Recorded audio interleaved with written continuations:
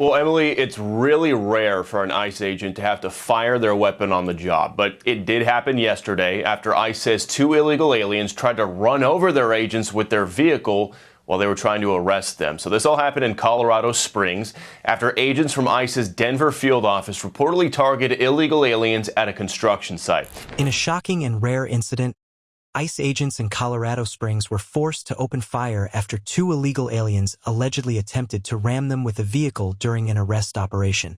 The event has sparked renewed concern over the rising violence directed at federal immigration officers across the country. The confrontation took place on July 31st during a targeted enforcement action led by ICE's Denver field office.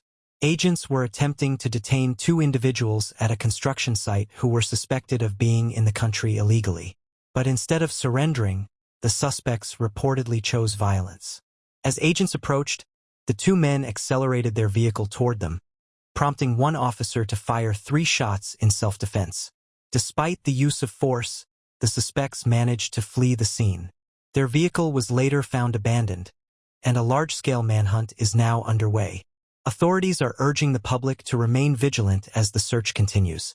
In response to the incident, ICE issued a statement confirming that no agents were harmed and explaining their actions. The agency said, quote, "Two criminal aliens attempted to ram their vehicle into ICE officers during a targeted enforcement operation in Colorado Springs. As a result of their violent actions, and to protect the officers and agents on site, an officer fired 3 shots into the vehicle. The suspects fled and later abandoned the vehicle. Law enforcement officials are currently searching for the fugitives.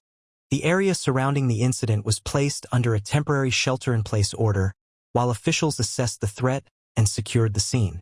The situation has left the community shaken, but not divided.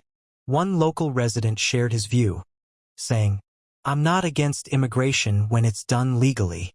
We welcome people who bring their skills and want to build a better life here. But it has to be done the right way. What we can't allow is lawlessness." This event highlights a growing crisis. According to ICE, assaults against their agents have risen an astonishing 830% compared to the same time last year. It's a dramatic and disturbing trend that the agency says is fueled by non-stop political rhetoric demonizing their work. ICE officials argue that constant attacks from politicians and public figures, referring to agents as Nazis, terrorists, and even kidnappers, are putting real lives at risk. They say the narrative has consequences, and incidents like this one are the result. Despite the danger, agents say they remain committed to their mission. Former ICE agents and law enforcement experts report that morale has taken a hit, but determination remains high. ICE's focus, they stress, is on criminal illegal aliens, individuals who not only violated immigration law but have committed serious crimes such as assault, rape, drug trafficking, and even murder. As one former officer put it, "These aren't just people who crossed the border.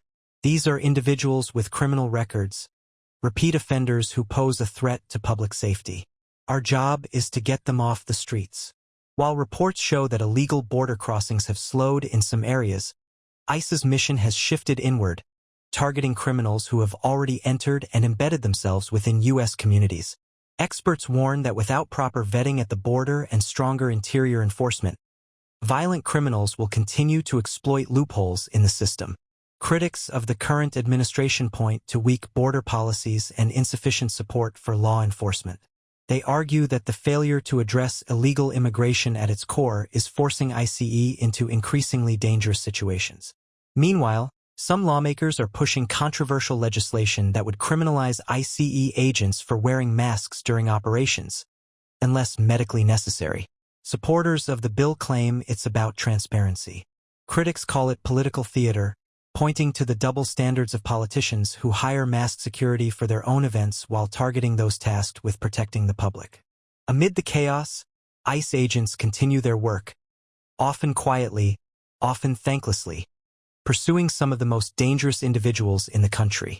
They operate under increasing pressure, dwindling resources, and a growing sense that their efforts are being undermined by the very leaders who should be backing them.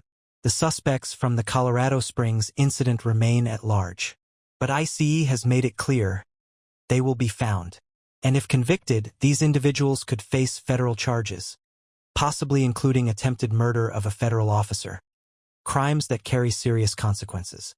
This case is more than just a single violent encounter. It's a reflection of a larger issue, one that cuts to the heart of America's ongoing struggle over immigration, law enforcement, and the safety of our communities.